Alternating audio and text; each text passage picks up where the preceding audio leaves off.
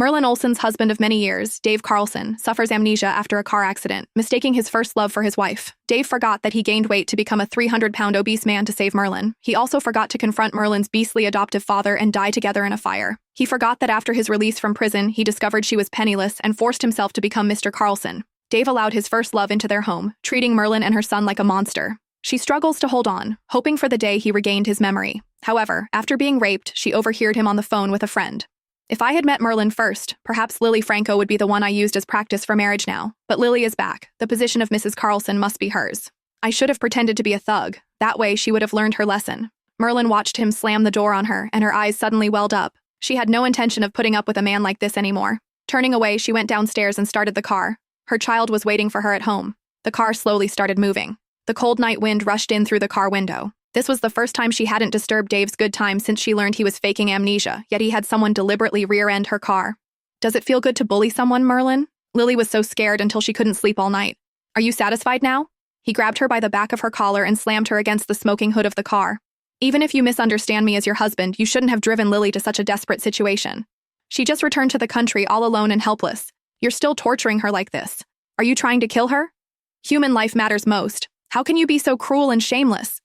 The hood of the car sizzled against her cheek, but Merlin seemed oblivious to the pain. Who had been the one being mocked from beginning to end? And who was being intimidated now? Was she just supposed to obediently wait to die, without even the right to fight back? At this moment, Merlin finally answered her grandmother's question in her heart.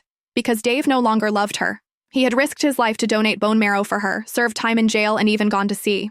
Before overhearing the phone call, she foolishly chose to believe him. She believed he had only lost his memory in a car accident and mistaken Lily for her, which was why his feelings, and his treatment of her and their son, had changed so drastically. Merlin never dared to dream that the amnesia was fake, the love was fake, and even the marriage was just a tool to use her as a practice subject. The man who spoke gently even to the waitress, whose manners were ingrained in his bones, actually disguised himself as a thug and raped her to force her to leave. Thinking you're my husband. That's right. All these years it was just wishful thinking on her part, just a pathetic joke. She laughed, but unlike her usual gentle laughter, it revealed a calmer and more clear-headed side. Stop pretending to have amnesia, Dave. It's pointless. I'll only ask one question. Have you ever, even for a moment, truly liked me? Dave showed no embarrassment at being exposed, nor did he try to distance himself from her as before. Instead, he smiled slightly, carefree and unrestrained, indescribably handsome. In all these years, she had never seen him smile with such youthful energy, while Lily, with just her appearance, effortlessly possessed a tenderness she could never attain in her entire life. Her eyes instantly reddened, and she hastily lowered her head, burying her tears in her clothes. Answer me. She lowered her head, watching the gradually falling rain, stubbornly wanting an answer.